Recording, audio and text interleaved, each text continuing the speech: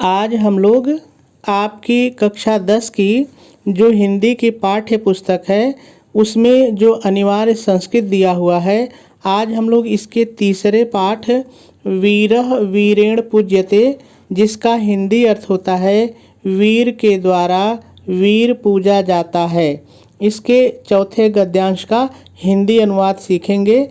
यह इस पाठ का आखिरी गद्यांश है। इसके पहले हम लोगों ने इसके 3 गद्यांश का हिंदी अनुवाद देख लिया है। बहुत ही सरल है, यदि आप थोड़ा सा भी ध्यान देंगे तो अनुवाद कर ले जाएंगे, कहीं कोई दिक्कत नहीं होगी। सबसे पहले हम लोग देखिए एक एक वाक्य लेंगे और इस वाक्य में जितने भी संस्कृत के शब्द आए हैं इन सभी शब्दों का हिंदी अर्थ देखेंगे, उसके बाद हम लोग इसका अनुवाद करेंगे। तो चलिए अब हम लोग इसके अनुवाद को सीखना शुरू करते हैं। अलछेंद्रः सिकंदर किमपि कुछ विचिन्त्य सोचकर अलम रहने दो तव अपनी गीता को पुरुराज संबोधन का चिन्ह है तो कहेंगे हे पुरुराज तुम अस्माकं हमारे बंदी कैदी वर्तसे हो ब्रूहि माने कहो या बताओ, दोनों होता है, कोई एक लेके आप अनुवाद कर सकते हैं, कहो या बताओ। कथम मतलब कैसा या किस प्रकार, दोनों होता है, कोई एक ले लीजिए, कैसा या किस प्रकार। तोय मतलब तुम्हारे साथ, तोय माने तुम्हारे साथ। वर्तितव्यम मतलब व्यवहार करना चाहिए। तो चलिए इतने का अनुवाद कर लेते हैं। आप लिखेंगे सिकंदर और डैश डालेंगे, और जैसे कोष्टक में है हिंदी अनुवाद करते समय भी इतना आपको कोष्टक में ही लिखना है, ठीक है। किमपि विचिन्त्य कुछ सोचकर, अलम तव गीतया अपनी गीता को रहने दो, पूर्ण विराम है तो पूर्ण विराम लगा देंगे। हे पुरुराज त्वम अस्माकं तुम हमारे बंदी वर्तसे कैदी हो ब्रूहि कथम त्वयि बताओ तुम्हारे साथ कैसा वर्तितव्यम व्यवहार करना चाहिए। पूर्ण विराम है तो पूर्ण विराम लगा देंगे, जहाँ जहाँ जैसे जैसे पूर्ण विराम रहेगा या जो भी चिन्ह रहेगा वैसा लगाते चलेंगे। चलिए आगे देखिए। पुरुराज यथैकेन जैसा एक वीरेण वीर को वीरम वीर के प्रति मतलब साथ, प्रति माने साथ। तो इतने का अनुवाद हो जाएगा। आप लिखेंगे पुरुराज डैश डालेंगे और लिखेंगे जैसा एक, यथैकेन जैसा एक, वीरेण वीर को, जैसा एक वीर को, वीरम प्रति वीर के साथ करना चाहिए, जैसा एक वीर को वीर के साथ करना चाहिए। थोड़ा सा आप चाहें तो इसको बदल के ऐसे भी लिख सकते हैं, जैसा एक वीर को दूसरे वीर के साथ करना चाहिए। तो इतना आप अपने से, दूसरा शब्द आप अपने से भी जोड़ सकते हैं, ठीक है। चलिए आगे देखते हैं। अलछेंद्र पहले भी आ चुका है, सिकंदर, ठीक है। पुरोह मतलब पूर्व के, ये जो पुरुराज है ना इसी का ये भी नाम है, पुरोह मतलब पूर्व के। वीर भावेन मतलब वीर भाव से, हर्षितः मतलब प्रसन्न होकर, साधु मतलब धन्य हो, वीर सरल है ऐसे ही रहेगा, साधु धन्य हो पहले भी आ चुका है, धन्य हो। नूनम मतलब निश्चय ही, ठीक है, या निश्चित ही, जैसा वाक्य में बैठ जाए। वीरह मतलब वीर, असीमाने हो, ठीक है। धन्य मतलब धन्य है या धन्य हो, ठीक है, जैसा वाक्य में बने, धन्य हो। त्वम मतलब तुम, धन्य है, ते मतलब तुम्हारी, ते माने तुम्हारी। मातृभूमि, मातृभूमि मतलब मातृभूमि, मातृभूमि मतलब मातृभूमि, ठीक है। सेनापतिम, अब सेनापति मतलब सेनापति। उद्देश्य मतलब लक्ष्य से, सेनापति का लक्ष्य, यानी यहाँ पर इसका मतलब है, आप इसको बदल के लिख सकते हैं सेनापति को देखते हुए। सेनापति उद्देश्य मतलब सेनापति को लक्ष्य करके, यानी सेनापति को देखते हुए आप ऐसा भी अनुवाद में कर सकते हैं। सेनापति, सेनापति संबोधन का चिन्ह है तो हो जाएगा हे सेनापति, ठीक है, हे सेनापति। तो चलिए इतने का अनुवाद कर लेते हैं। आप लिखेंगे सिकंदर, डैश डालेंगे और जैसे कोष्टक में है इतना, ये हिंदी में भी अनुवाद करते समय कोष्टक में ही लिखेंगे। पुरोह वीर भावेन हर्षितः, तो इसका अनुवाद हो जाएगा पुरु के वीर भाव से प्रसन्न होकर, पुरु के वीर भाव से प्रसन्न होकर। साधु वीर साधु, धन्य हो वीर धन्य हो, साधु वीर साधु, धन्य हो वीर धन्य हो। नूनम वीरः अशि, निश्चित ही वीर हो। अब चाहे तो आप थोड़ा सा अपने जोड़ दीजिए, निश्चित ही तुम वीर हो, ठीक है। पूर्ण विराम है तो पूर्ण विराम लगा देंगे, जहाँ जहाँ जैसे रहेगा आप लगाते चलेंगे, ठीक है। धन्य त्वम, तुम धन्य हो, तुम धन्य हो। धन्या ते मातृभूमि है, तुम्हारी, तुम्हारी मातृभूमि धन्य है।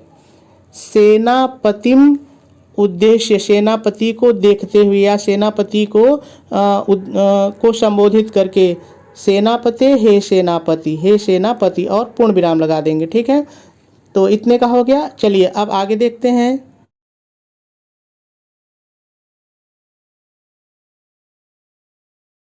सेनापति, सेनापति, सेनापति, सेनापति। सम्राट सरल है, ऐसे ही रहेगा, ये नहीं बदलेगा। तो इतने का अनुवाद हो जाएगा। आप लिखेंगे सेनापति, डैश डालेंगे और लिखेंगे सम्राट, और जैसे संबोधन का चिन्ह है ऐसे ही लगा देंगे।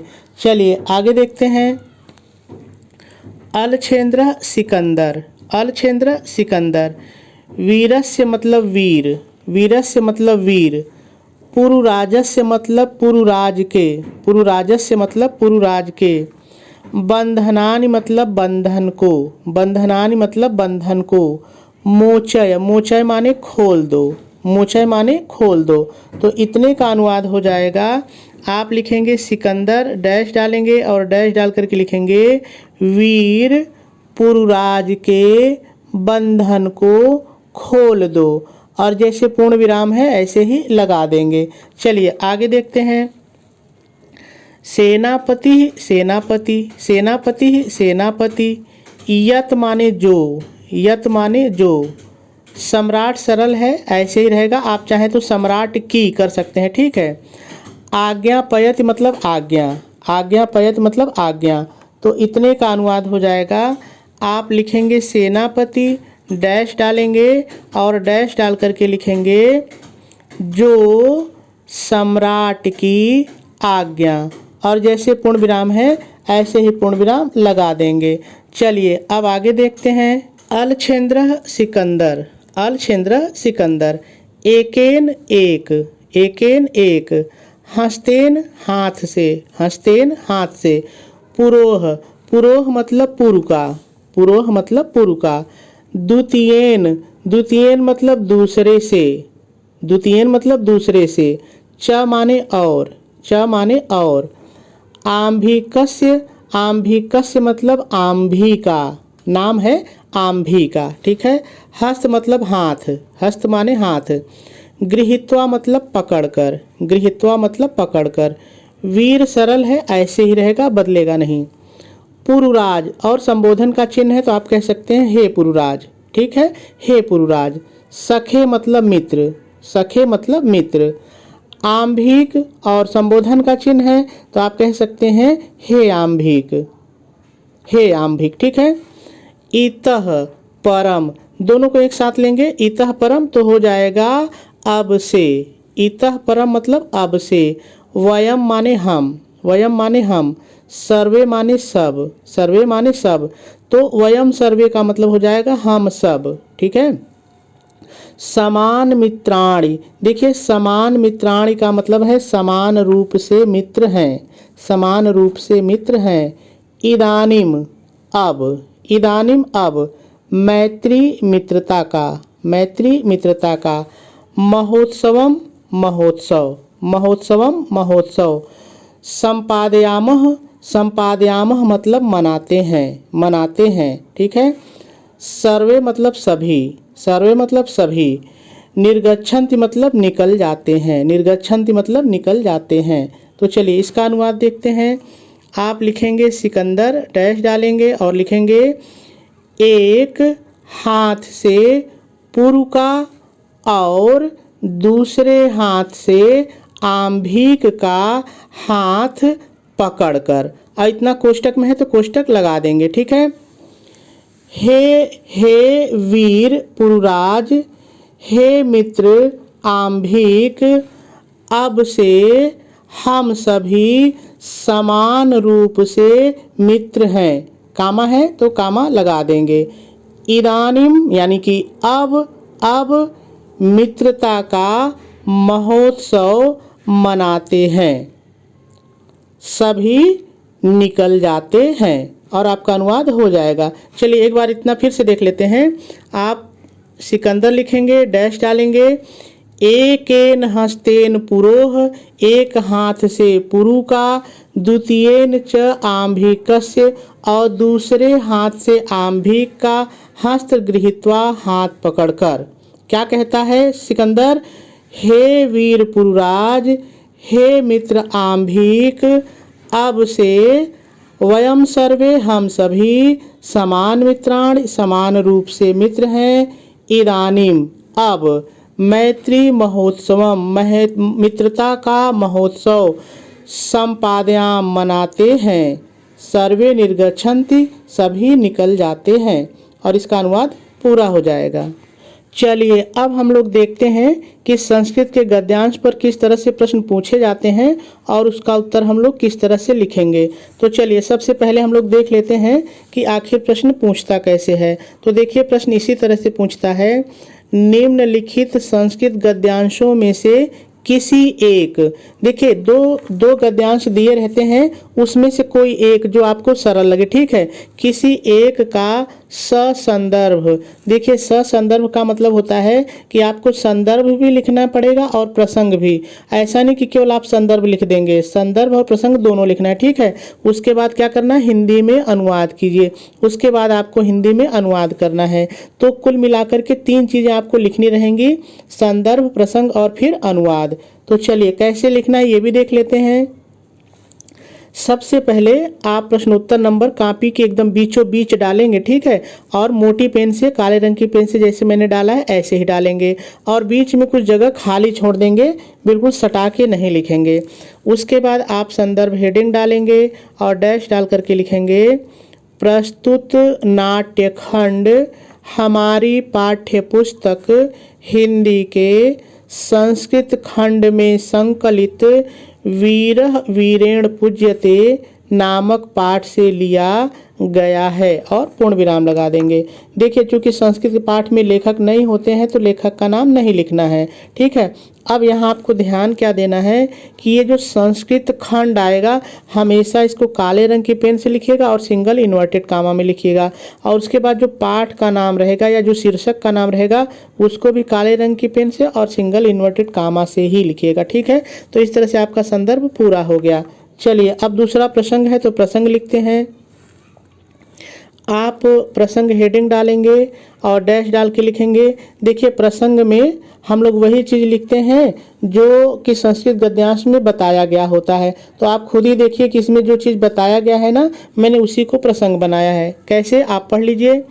प्रस्तुत नाट्यांश में पुरुराज की वीरता और सिकंदर द्वारा पुरुराज की वीरता की प्रशंसा करने का बहुत ही सुंदर वर्णन किया गया है। चलिए 2 हो गया, प्रसंग भी हो गया। अब अनुवाद की बात करते हैं। तो देखिए सबसे पहले आप क्या करेंगे, हेडिंग डालेंगे हिंदी में अनुवाद, और उसके बाद जब पहले सिकंदर ने कहा है तो सिकंदर को मोटे मतलब काले रंग की पेन से लिखिए या नीले, थोड़ा मोटे से लिखिएगा, ठीक है। उसके बाद जैसे देखिए मैंने हिंदी अनुवाद आपको बताया था वैसे ही लिख देंगे, ठीक है। फिर पुरुराज आएगा तो पुरुराज का लिख देंगे, फिर सिकंदर का आएगा तो सिकंदर का लिख देंगे, फिर सेनापति क्या आएगा तो सेनापति का हिंदी। तो जैसे जैसे मैंने बताया है वैसे वैसे आपको लिख देना है, ठीक है। और आपकी जो अनुवाद है वो पूरा हो जाएगा। इसी तरह से लास्ट तक आप आ जाइएगा। तो मेरे ख्याल से बात आपको समझ में आ गई होगी।